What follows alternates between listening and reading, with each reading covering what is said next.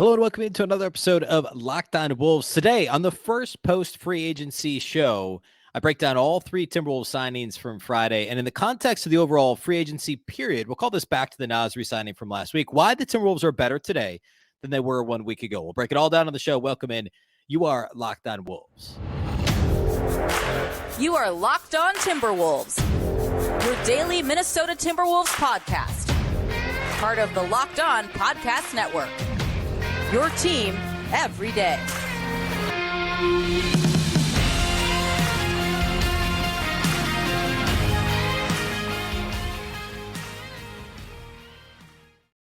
Hello and welcome to the Locked On Wolves podcast, part of the Locked On Podcast Network, your team every day. My name is Ben Beecken. I'm the host of Locked On Wolves. Happy Monday, everybody. Hopefully you had a fantastic weekend. Happy 4th of July, I guess, weekend into the holiday tomorrow. For those of you in the U.S., today's episode is brought to you by our friends at PrizePicks. First-time users can receive a 100% instant deposit match up to $100 with the promo code LOCKEDON. That's prizepicks.com, promo code LOCKEDON. Lots to get to today here, post-free agency opening on Friday. That's what we'll focus on today is all the moves the Wolves made last week, so plenty to talk about. A big thank you, first of all, for making Locked On Wolves your first listen every day. Of course, this show is free and available everywhere, including YouTube, as well as all of your favorite audio platforms. Wherever you like to listen to podcasts, you can find Locked On Wolves. You can also watch on the Locked On Sports Minnesota app. If you have a Roku or Amazon Fire TV, go ahead and download the Locked On Sports Minnesota app to watch the show. You can also follow on Twitter at Locked On T-Wolves and also at Beecken. That's with 2 B's, 2 E's, C-K-E-N. All right, let's open with talking about all Timberwolves signings from last week. And the Wolves actually did more. I thought perhaps things would play out a little bit further for the Wolves before, they actually made moves, but they actually signed 3 players on Friday, bringing back Nickeil Alexander-Walker, or I guess we could do this in the order in which they were reported, I guess, by folks in the media. The first edition on Friday was, of course, Troy Brown Jr., formerly of the Los Angeles Lakers. We'll talk more about him here in a minute. And then we learned that Nickeil Alexander-Walker was agreeing to terms to return to Minnesota. And then finally, Shake Milton, formerly of the Philadelphia 76ers, was inked to a 2-year deal as well. I believe that the Troy Brown Jr. deal is, that one is 2 years, $8 million. Nickeil Alexander-Walker is 2 years, $9 million. And the Shake Milton deal is 2 years, $10 million. If I'm not mistaken, I'm going to see if I can pull it up real quick here. I lost it in my tabs, but I believe the Timberwolves have a team option on the second year of the Shake Milton deal. Yeah, a team option on that. They also have a club option on the Troy Brown Jr. deal. The Nickeil Alexander-Walker one, I think, is a straight 2-year contract. So 2 years and roughly $9 million for Nickeil Alexander-Walker with just straight up. And then team options for year 2 on Shake Milton and Troy Brown Jr. All good value contracts. We'll get more into that here in a minute. Actually, let's start there. Let's start for why the Wolves went about things the way that they did. One option is the Timberwolves could have gone into this thing and spent most of their mid-level exception on one of these bigger names, guys that went for a lot more money. Like on Sunday, or it was either Saturday or Sunday, Dante DiVincenzo's deal with the New York Knicks was announced. It's like 4 years, $50 million. Another player we talked about quite a bit here on the show was Bruce Brown, got like 2 years and 40-some million, so over $20 million a year for Bruce Brown with Indiana. Javon Carter got like 3 years and $20 million, which was a little bit more than I was expecting him to get. So all those guys went for more money than the Wolves kept, than the Wolves either kept Nickeil Alexander-Walker or acquired Brown or Milton. So the Wolves went for quantity over quality, you could argue, but where's the line there, right? And that's the $1 million, if you will, or I guess the $12+ million mid-level exception question, right? Would the Wolves have been better off going after quote unquote big game hunting? Not really, because we're still talking about the mid-level exception, but one of these bigger names, whether it's DiVincenzo or Brown or Seth Curry, who went back to Dallas where he'd been previous, Karis LeVert made a ton of money as well. All names I talked about on the show. And my ideal scenario was to try and find like Javon Carter type, and then, spend a little bit more to get one of these other guys, hopefully. Well, realistically, some of these guys were always going to get overpaid. The Timberwolves clearly, and we'll talk more about this, had a vision for what their second unit would look like.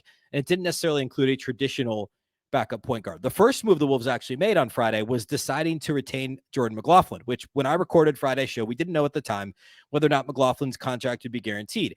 I was starting to lean towards no on Friday after kind of all along assuming he'd be back. The Wolves, of course, did let Nate Knight go, and they waived Taurean Prince before the deadline. And by the way, Taurean Prince signed with the Lakers for roughly half of what his salary would have been in Minnesota this year had the Wolves guaranteed his deal. And when the dust settled, the Wolves came out ahead. They came out ahead. And I want to talk about all the reasons why and also what clearly the strategy is with the second unit. But let's look at it this way. For the Timberwolves, who's out after last week? Well, we know Taurean Prince is out. He's already re-signed with the Lakers, or not re-signed. He's already signed with the Lakers. The Wolves waived him. He signed with the Lakers. Jalen Noel is not going to be back. He's an unrestricted free agent. We knew he wasn't going to be back. Nate Knight is gone.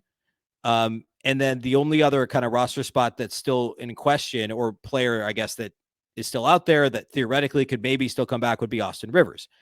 Those four guys are all likely gone. Noel, Prince, Rivers, and Knight. We know that Jordan McLaughlin, Nickeil Alexander-Walker are back. And then also on Sunday, Luka Garza was announced would be coming back on a two-way deal. The Wolves have acquired now Shake Milton and Troy Brown Jr. are both new additions to the Timberwolves. So effectively, who's out? Nowell and Prince, who's in Milton and Brown in those roles. The kind of deeper bench roles, Rivers and Knight are going to be out. And then the Wolves are, you add in the rookies, Miller and Clark. The Wolves now have 15 players, plus the 1-2 ways Garza. Matt Ryan, there's still the qualifying offer out there for the 2-way restricted free agency for Ryan. We don't know about that spot. But otherwise, assuming the two rookies both sign deals, Leonard Miller and Jaylen Clark, the Timberwolves have 15 players under contract, or will have 15 players under contract plus 1-2 ways. There actually isn't any additional room except for those non-guaranteed training camp deals, things like that. There's always the possibility, say Austin Rivers doesn't find a job somewhere else, he's back or something like that. I think it's unlikely that Rivers wouldn't find something more guaranteed somewhere else.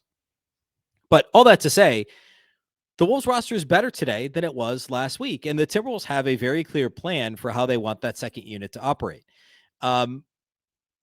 McLaughlin's back, and nominally, like by, I guess if you just want to say, like, if you go positional depth chart, Jordan McLaughlin is the backup point guard, but I don't think he's one of the top 10 rotation guys, right? I think Jordan McLaughlin is like the 11th man on the depth chart overall. And that's just how this works nowadays, right?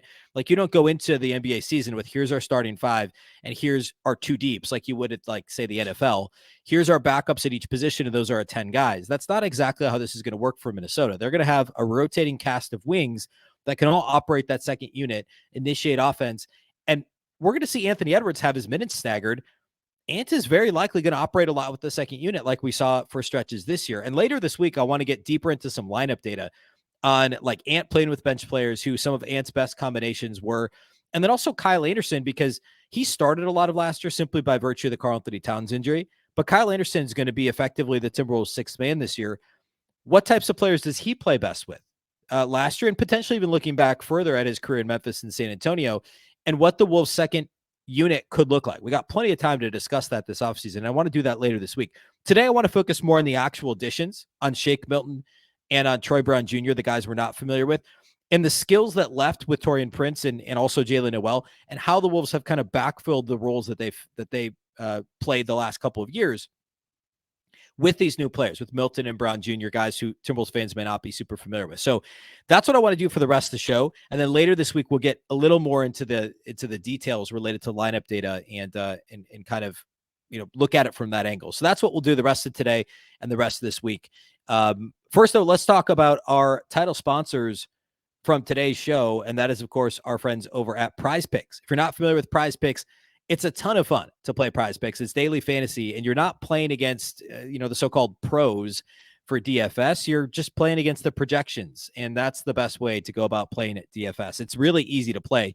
Just go to prizepicks.com or download the app, pick 2 to 6 players, and if they'll score more or less points than their PrizePicks projection, you can win up to 25 times your money on any entry. And again, you're not competing against other people. You're not competing against the pros. It's just you versus the projections available. They offer projections on any sport that you watch. Of course, that includes basketball, but also it also includes WNBA. It's not just NBA, college sports, WNBA, baseball, hockey when it's in season, football when it starts back up, disc golf, like almost any sport you can find at PrizePicks, and you can make your entry in less than 60 seconds. It really is that easy. Download the PrizePicks app or go to prizepicks.com to sign up and play daily fantasy sports. First-time users can receive a 100% instant deposit match up to $100 with the promo code LOCKEDON. If you deposit $100, PrizePicks will give you $100. If you deposit $50, they'll give you $50. Don't forget to enter the promo code LOCKEDON at sign up for an instant deposit match up to $100.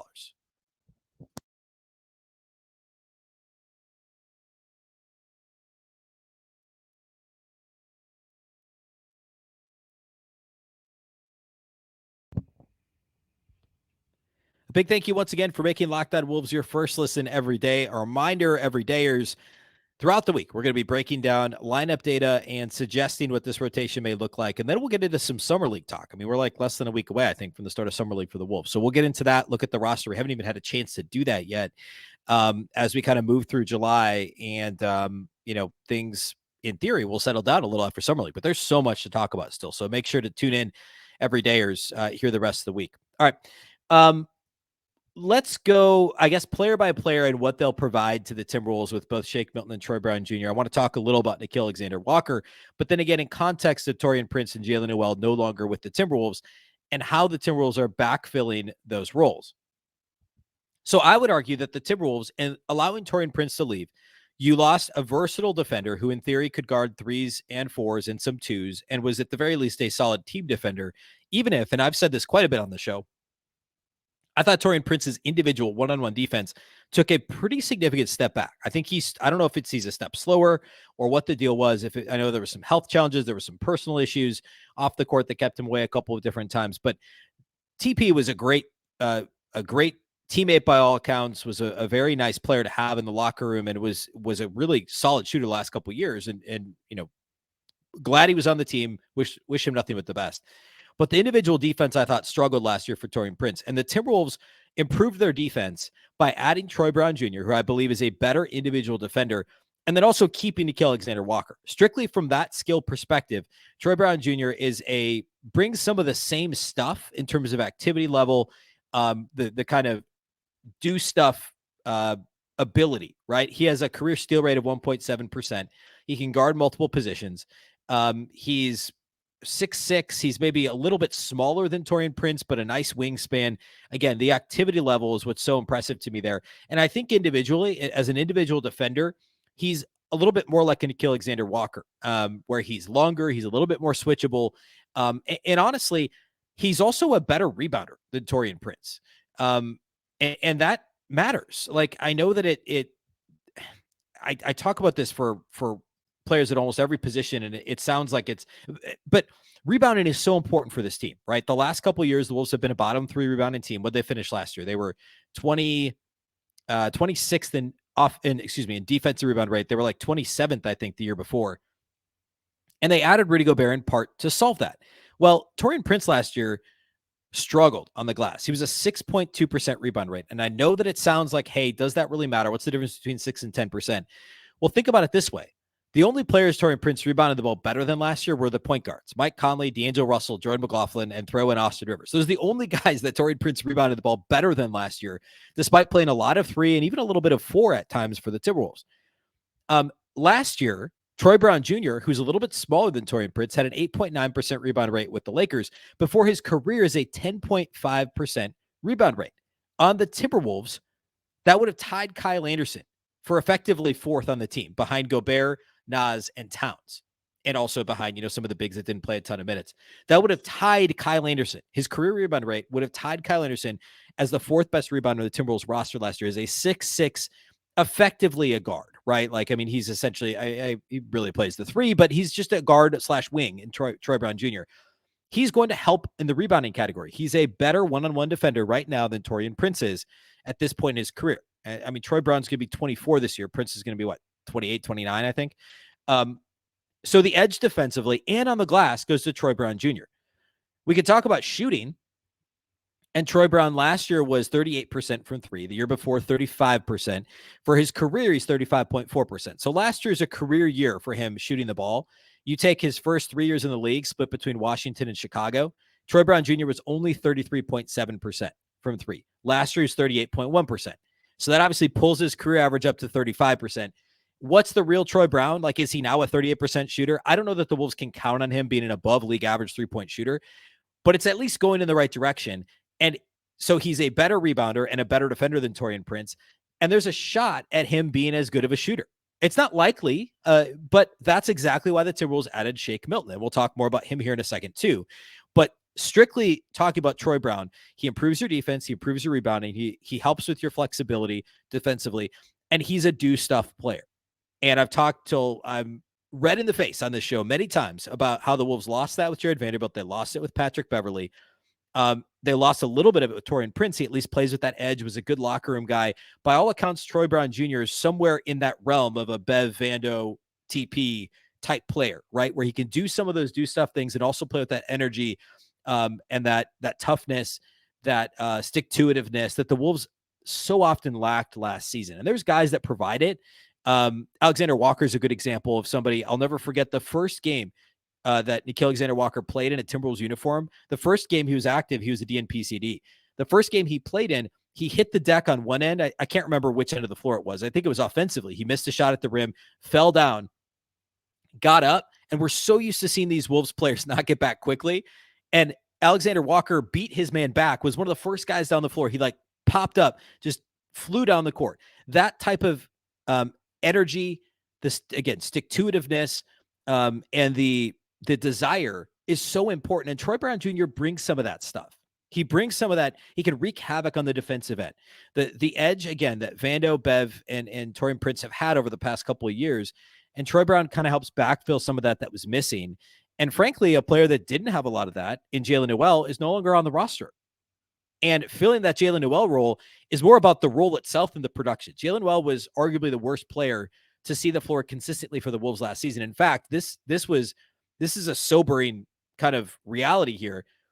Jalen Noel was 6th on the Timberwolves in minutes last year. And I will admit, I clamored for Noel to see more minutes for the last several years. 2 years ago, he was fantastic. I thought last year, go back and listen to the shot. You don't have to go back and call me on this. I'll be willing to say it. I thought Jalen Noel was going to be a legit candidate to get some 6 Man of the Year votes. I did a show last year, last September, where I said, I think Noel will get 6 Man of the Year votes. Everything that he'd done the year prior was fantastic. And by all accounts, like Chris Finch was talking about him as part of the core moving forward. And Jalen Noel had a horrible season. And obviously he had some injuries the second half, but he wasn't very good in the first half. It's the role that the Wolves need to fill, not the actual production. And the combination of Troy Brown Jr. and Shake Milton are going to do exactly that. So next, I want to talk about Shake Milton specifically. We already talked about filling that defense and rebounding, which is more what Troy Brown's doing. Now I want to talk about shooting. I want to talk about initiating offense with the second unit and the things that Shake Milton does that the Wolves would be missing, at least in the role, what Jalen Noel was in theory, and why Shake Milton's acquisition is so important. So we're going to do that here next.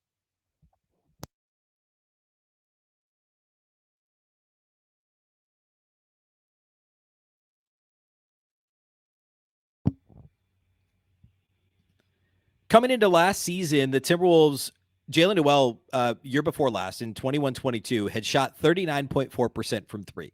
The Timberwolves thought he was their 6th man. They thought he would essentially run some offense off the bench, be a light version of Anthony Edwards. The way I always described him last offseason was a cross between Ant and D'Angelo Russell, because he wasn't as athletic as Ant, obviously. He wasn't as dynamic as Ant, but he got to the rim better than D'Lo. He passed a little bit better than Ant, more like a D'Lo. I thought he initiated offense well, had the mid-range game, was just really, what was the phrase? We always talked about Jalen Noel being a bucket, right?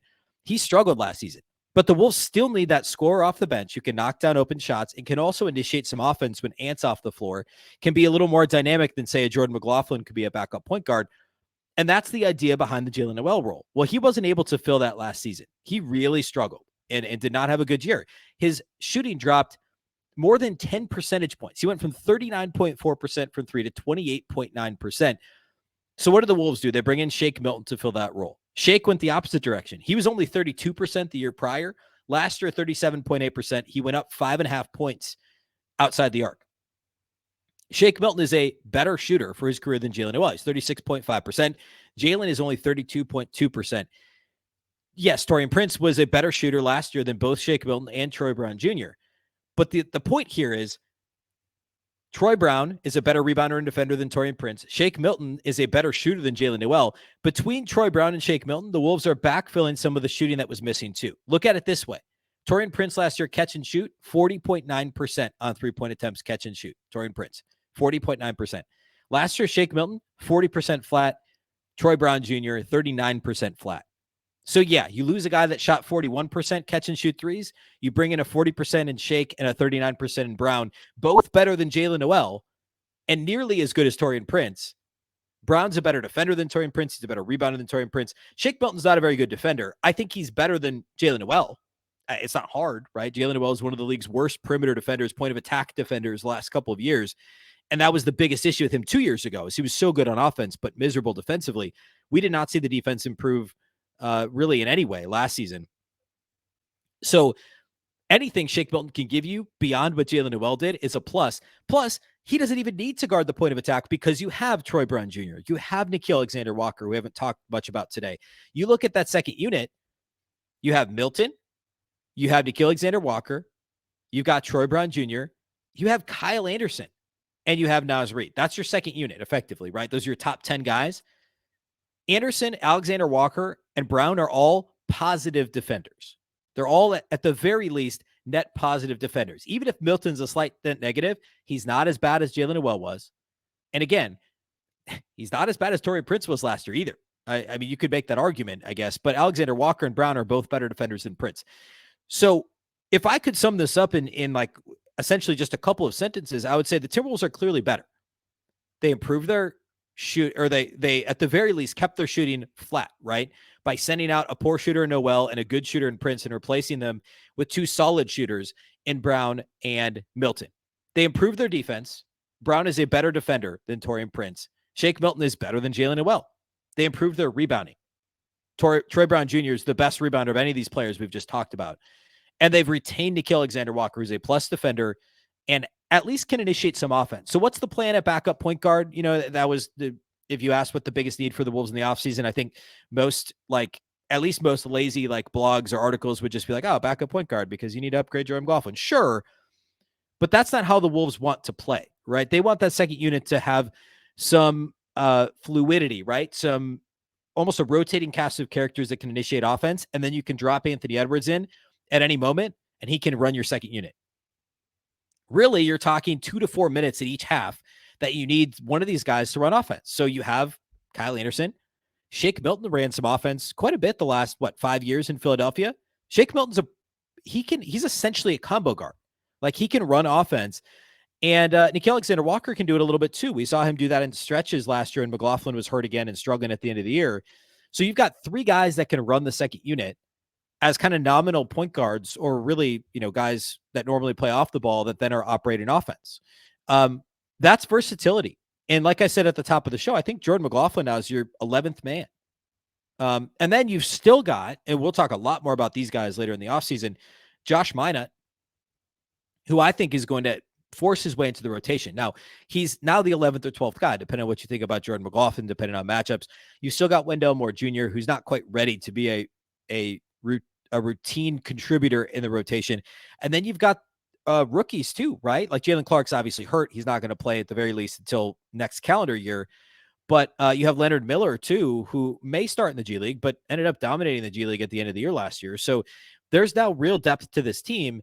And I know coming into the year last year, it felt like between Austin Rivers and Bryn Forbes, like the Wolves had some veteran depth. Those guys did not look like the Wolves needed them to look for much of last season. And obviously Bryn Forbes was waived mid-season and he's out of the league now. Of course, plenty of off-the-court issues for him. And Austin Rivers had some moments, but in general couldn't be relied upon. Wasn't reliable, I guess, would be the best way to say that. So now you've got a starting unit of Mike Conley, Anthony Edwards, Jaden McDaniels, Karl-Anthony Towns, and Rudy Gobert. And you have a second unit of Shake Milton, Troy Brown Jr., Nickeil Alexander-Walker, Kyle Anderson, and Naz Reid. That is a really good top 10.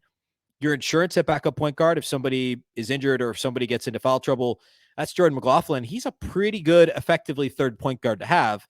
The good version of Jordan McLaughlin, no joke, last year before the injury, mid-November, after a month into the season, not a tiny sample size, we're talking 20-ish games, Jordan McLaughlin was one of the best point guards in the league. Now, I'm not saying that is for sure who he is, but he's had stretches where he's been very much like a light version of Tyus Jones for this Timberwolves team. And that's how he plays. So having him on $2.3 million as your third point guard effectively is a pretty nice depth piece to have. And Josh Minott, I am bullish on Josh Minott of eventually being a plus rotation player, maybe even this year. And I don't know what that's going to take. I don't know if, I mean, obviously it's a long season, so guys could fall out of the rotation at any time, whether that's Brown or Milton, or if anybody gets hurt. Hopefully that's not the case. I think Josh Minott's going to get an opportunity too. And I want to spend a lot of time this offseason talking about Josh Minott. But this Timberwolves team has a really solid top 10. And again, the Timberwolves improved their defense with Troy Brown Jr., keeping Nickeil Alexander-Walker, and letting Prince and Nowell go. The defense is unquestionably better. They kept the shooting. I would say they shored up their shooting. Prince was a 40% shooter last year, 41% catch and shoot. Shake was 38%, 40% catch and shoot. Brown was 36-ish? Or no, Brown was a little better than that. What was he? Again, 38% last year as well for Brown, and he's 39% catch and shoot. So they kept that flat. At the end of the day, the trio, each individual player in this trio, Nickeil Alexander-Walker, Shake Milton, and Troy Brown Jr., are all better than Jalen Noel and Austin Rivers in almost every area. And they all do things better than Taurean Prince. So this has now become a more versatile bench, and you have a clear top 10 guys. And then we can argue about McLaughlin, Minott, Moore, Miller, Luka Garza back on the 2A. All those guys are depth players that all at some point last season played rotation minutes. Minott only did it for a couple of games. Moore did it for a few more than that. McLaughlin did it for a while. Garza did it. Like, all those guys were part of the rotation at times last year. They're not regular parts of the rotation for a reason. But if they're your 11 through 14 guys, that's a pretty good roster. That's a pretty good roster. And the Wolves had a good day on Friday. That is a better use than overpaying for insert player that got overpaid here. And to be clear, like, good for these guys. I'm not at all ragging on them for making money, because that's what they're supposed to do, right? But strictly analyzing the Wolves roster and the contracts, the Wolves getting Shake Milton for 2 years and $10 million, and the Wolves getting Nickeil Alexander-Walker for 2 years and $9 million, and the Wolves getting Troy Brown for 2 years and $8 million. That's all good value. Those are all good value plays, and they're all going to be rotation pieces from day one for Chris Finch. Timberwolves roster is better today than it was 1 week ago. And that's even without talking about Naz Reid and the value of the Naz Reid contract. It's better today than it was on Friday when I recorded Friday's show. So lots to like here. I do want to talk more specifically about lineup data and how the Wolves may actually kind of structure this rotation, like who's playing minutes with which guys, what do the, based on lineup data for Kyle Anderson the last few years specifically, because Anderson's going to be the highest minute guy off the bench. And then also, what types of combinations was Brown part of with the Lakers? Was Milton part of with the Sixers? Was Alexander-Walker part of with the Wolves in his short run with the Wolves last season? There's so much to get to. And then we will get to Summer League as well. So a big week ahead here on the show. Make sure you're following and subscribe to Locked On Wolves wherever you watch or listen. A big thank you to those that are everydayers and make us your first listen every day. You can watch on YouTube. You can also download the Locked On Sports Minnesota app on both Roku and Amazon Fire TV to watch. You can listen wherever you listen to podcasts. And again, a big thank you to those that do make us your first listen every day. You can follow on Twitter at Locked On T-Wolves, and also at my account, which is at Beecken with 2 B's, 2 E's, CKEN. Of course, the Locked On Wolves podcast is part of the Locked On Podcast Network. Remember, the Locked On Network is your local experts on all the biggest stories. Once again, I'm Ben Beecken. This is the Locked On Wolves podcast, and we'll catch you next time.